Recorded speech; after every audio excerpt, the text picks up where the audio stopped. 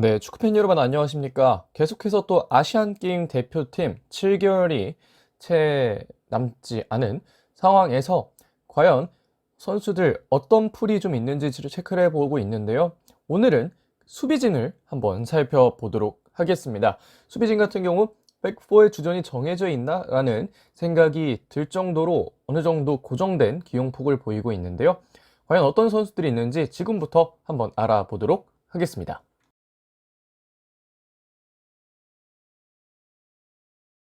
자, 우선 23세 이하 팀 수비진이 좀 어떻게 갖춰져 있는지를 확인해 보면 좋을 것 같은데요.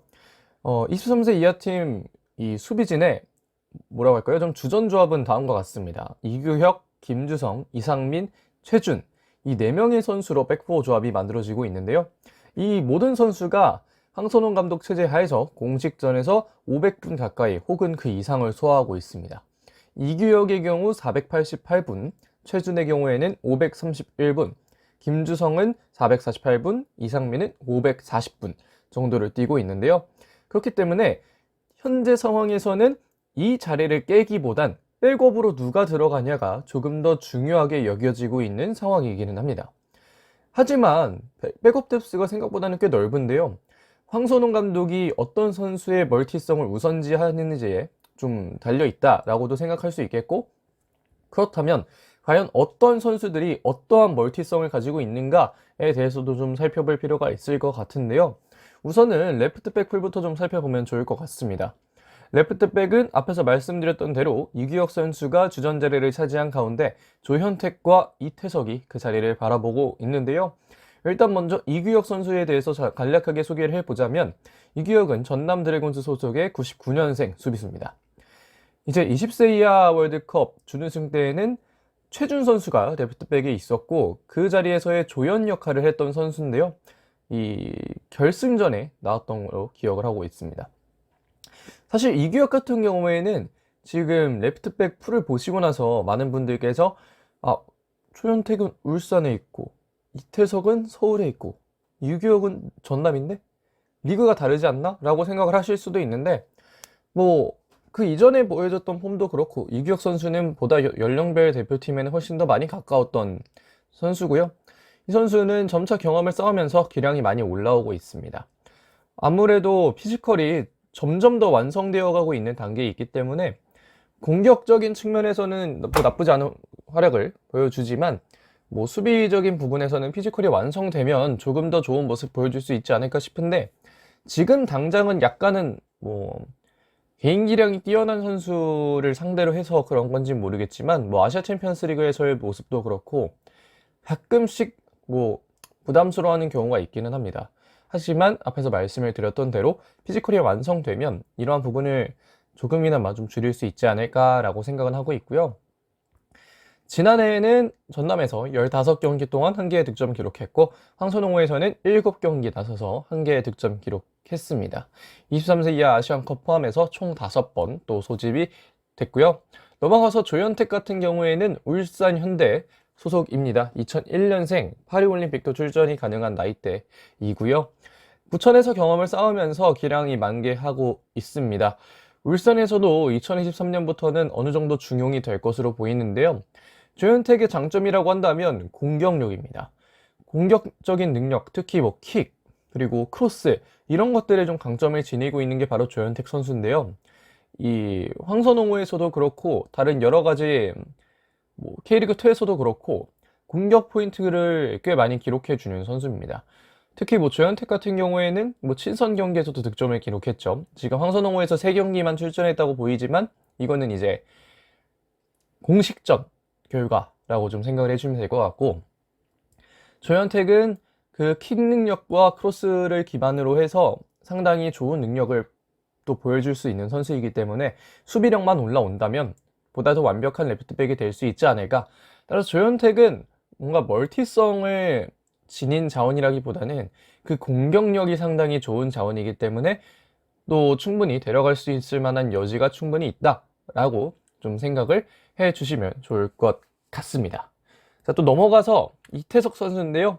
이태석 역시 멀티성을 지닌 자원이라기보다는 왼쪽에서 좋은 모습을 보여주는 자원입니다. FC 서울에서 뛰고 있고 2002년생 어린 선수인데요. 이의룡 감독의 아들입니다. 이태석 같은 경우에는 현재 동나이대 왼쪽 풀백 중 지난해 K리그1에서 가장 좋은 폼을 보여줬다, 내지는 가장 좋은 퍼포먼스를 보여줬다라고 얘기를 될 정도로 좋은 활약을 보여줬는데요. 사실 공격적인 부분에서는 조현택보다도 훨씬 더 좋은 폼을 보여줬습니다. 왜냐면 조현택은 지난해 K리그2에서 보여줬고 이태석은 K리그1에서 보여줬죠. 이러한 공격적인 부분, 특히 이태석도 킥이 상당히 좋은 편이고 전술적인 머리도 좋은 편인데 그런 것들이 이제 리그 내 다른 풀백보다도 좋은 모습이었습니다. 다만 이 이태석이 시즌 중반에 부상을 당하면서 황선홍의 아시안컵에는 또 출전하기가 좀 어려운 점도 있었고, 뭐 여러 측면에서 아주 황선홍의 기여도가 높진 못했다는 게 좀 아쉬움으로 뽑힐 수 있는 점이라고 생각을 할 수 있겠는데요. 그럼에도 이태석이라는 선수가 가지고 있는 뭐 좋은 능력들은 여전히 또 상위권의 어떤 능력으로 평가를 받고 있기 때문에 올해 또 어떻게 하느냐에 따라서 이태석의 승선 여부도 갈릴 수 있을 것으로 보입니다. 자, 이제는 넘어가서 라이트백을 좀 보면 좋을 것 같은데요. 라이트백은 최준을 주전으로 김태환과 민경현 선수가 서브로 나와 있는 상황입니다. 그럼 최준부터 한번 살펴보도록 할 텐데요. 최준은 부산 알파크에서 뛰고 있는 선수입니다. 99년생의 선수고 폴란드 U20 대회에서 매우 중점적인 역할을 수행했죠. 결정적인 득점을 기록하기도 했고 다른 여러 측면에서 상당히 많은 기여도를 기록했던 선수입니다. 당시엔 연세대였었는데 그럼에도 상당히 좋은 활약 보여줬던 선수인데요. 공격적인 부분에서는 윙어 출신으로서 상당히 좋은 모습 보여주고 있고 양쪽 풀백을 모두 소화할 수 있다는 장점도 지니고 있으며 수비력도 또 해가 가면서 발전해가고 있는 모습이기 때문에 이 최준 선수의 어떤 공고함을 깨는 것에는 약간은 어려움이 있을 수도 있다. 또 보면 최준은 23세 이하 아시안컵에서도 이규혁이 뛰지 않을 때 오히려 최준이 왼쪽으로 와서 뛰기도 하는 등 상당히 또 이미 멀티성을 황선홍에서는 많이 증명을 했기 때문에 상당히 승선 확률이 높은 선수라고 얘기를 할 수가 있겠는데요. 지난해 32경기 동안 6개의 도움을 기록했고 황선홍에서도 6경기 동안 2골을 기록한 만큼 상당히 또 기대가 되는 자원이 아니라고 말할 수가 없을 것 같습니다. 넘어가서 김태환 선수인데요. 김태환 선수는 수원 삼성에서 뛰고 있는 2000년생의 어린 선수입니다. 이선에서 뛸 때도 있을 정도로 공격적인 재능이 좋은 선수고 김태환이라는 선수를 데려가게 된다면 이 풀백 자원 중에서는 공격력을 지닌 이선에서 뛸 수 있는 재능을 지닌 선수라서 데려가는 그러한 멀티성을 또 고려를 해볼 수가 있겠는데요. 수비 같은 부분도 경험이 쌓임에 따라서 점차 올라오는 중이고 공격 능력은 이선에서 또 뛸 수 있을 정도로 괜찮은 재능을 보유하고 있다는 점에서 선발될 가능성이 또 높은 편이다. 높은 편이다까지는 아니더라도 어느 정도 좀 있는 편이다 라고 생각을 할 수가 있겠고 23세 이하 아시안컵 포함해서 총 3번 또 소집이 된 경력이 있고요. 33경기 동안 1개의 도움을 기록하는 등 2021년만큼의 파괴력은 아니지만 2022년에도 그래도 김태환은 수원 삼성에서 꽤 중요한 역할을 차지하고 있었던 선수였다라고 얘기를 드릴 수가 있을 것 같습니다. 넘어가서 인천의 민경현인데요. 민경현 같은 경우에는 2001년생 올해까지 22세 이하 쿼터 자원 안에 들어가는 선수입니다. 인천의 22세 이하 자원의 어떤 고민을 아예 사라지게 만든 선수라고 또 말씀을 드릴 수가 있겠고 이 양쪽 풀백 자리에서 그 어떤 선수들보다도 가장 안정적인 플레이 스타일을 가지고 있습니다. 양쪽 모두가 가능하다는 점이 장점으로 작용할 수 있을 것으로 보이는데 이 비교적 안정적으로 보이는 이 민경현의 플레이 스타일이 또 어떻게 황선홍호에 또 스며들 수 있을지, 그럼으로 인해서 황선홍호에서 또 본인의 능력을 보여줄 기회가 등장할지 이런 점은 좀 살펴볼 필요가 있겠습니다. 좀 특이할 만한 점으로는 이 아시안게임 대표팀만을 좀 생각해보면 22년 1월에 소집이 되고 본인이 좋은 능력을 보여줬던 3월이나 6월에는 소집이 안 됐었거든요. 이런 점들은 약간은 좀 의문스러운 점이긴 한데 어쨌든 이런 특징적인 측면이 좀 있는 선수라고 말씀을 드리겠습니다. 자, 이제 넘어가서 센터백 풀을 좀 보도록 할 텐데요. 센터백 풀은 6명 정도가 나옵니다. 역시 주전조합은 김주성과 이상민으로 좀 간략하게 요약을 할 수가 있겠고 서브 자리로 김현우, 박재환, 조이제, 이한범 정도를 볼 수 있을 것 같은데요. 우선은 김주성 선수부터 살펴보도록 하겠습니다. 김주성은 앱스토어에서 뛰고 있는 자원입니다. 신뢰도는 낮지만 페네르바체에 이적설도 있었을 정도로 꽤 그 포텐셜은 어느 정도 좀 증명이 된 유망주라고 할 수 있겠는데, 피지컬도 좋은 선수고 군 문제도 해결이 됐고 그와 동시에 경험도 많이 쌓았기 때문에 여러 측면에서 굉장히 팀에 도움이 많이 될 수 있을 센터백이라고 말씀을 드릴 수 있겠고요. 왼발 센터백이라는 특이성, 가장 큰 무기 중에 하나라고도 얘기를 드릴 수가 있겠습니다. 그리고 이 K리그 1이든 K리그 2든 상당한 경험을 쌓았다는 점도 김주성에게는 뭐 상당한 경쟁력이 있는 요소라고 할 수 있겠고, 큰 변수가 있지 않는 이상 김주성은 아시안게임 대표팀으로 충분히 또 갈 수 있지 않을까라고 생각하고 있습니다. 넘어가서 이상민인데요. 충남 아산에서 올해 성남으로 이적을 했습니다. 피지컬이 성인 레벨 센터백으로서는 부족할 수 있지만 피지컬을 제외한 다른 스킬들은 뛰어난 편에 속하고, 피지컬적인 한계만 생각하지 않는다면 이상민은 충분히 아시안게임 대표팀 레벨에서는 센터백으로 뛸 수 있을 만한 재능을 보유하고 있다고 생각할 수 있겠고요. 충남 아산에서는 수비형 미드필더 그리고 백스리 한 자리에 또 들어가는 경우가 많았습니다. 황선홍호에서는 6경기 나서서 한 골을 기록했고요. 김주성은 5번 수립됐고 이상민은 4번 소집이 됐다라고 좀 생각을 해주시면 좋을 것 같습니다. 김주성과 이상민은 길게 소개를 하지 않아도 이 아시안게임 대표팀에 승선할 확률이 상당히 높은 선수들이기 때문에 그냥 앞으로 좀 지켜보시면서 이 선수들이 이런 선수들이구나 라고만 생각을 해주시면 좋을 것 같고요. 넘어가서 들어갈 수 있는 풀에 있는 선수들 보도록 하겠습니다. 첫 번째는 김현우인데요. 대전 하나시티즌에서 뛰고 있습니다. 폴란드 U20 대회 준우승 주역 중 한 명에 속하는 선수고, 스킬 자체는 괜찮지만 그걸 받쳐줄 집중력이 좀 다소 부족해 보이는 플레이를 하는 경우가 좀 보이는데요. 지난 한일전, 이제 23세 이하 아시안컵 8강전에 선발 출전을 해서 보여줬던 모습들, 물론 이 선수가 뭐라고 할까요? 당시에는 출전 폼이 그렇게 많이 올라오지 않은 상황이어서 본인이 그렇게 플레이를 했다라고도 생각을 할 수 있겠고, 저 자신도 그렇게 생각을 하고 있기는 하지만 꼭 그런 경기들이 아니더라도 집중력이 다소 부족한 경기는 좀 보이는 편이긴 합니다. 그리고 피지컬적인 부분도 183에 74, 약간은 아쉬운 점이 없지 않은 선수거든요. 이런 점도 좀 생각해 볼 필요는 있겠다. 20세 이하 월드컵 준우승 주역이었지만 현재는 그 폼이 좀 떨어져 있는 상황이다 라고 생각을 해주시면 좋을 것 같습니다. 자, 넘어가서 이제 경남의 박재환 선수인데요. 박재환은 2000년생, 지난해까지 22세 이하 자원에 속했던 선수이기도 합니다. 지난해 프로에 데뷔를 했지만 굉장히 많은 출전 시간을 소화한 선수인데요.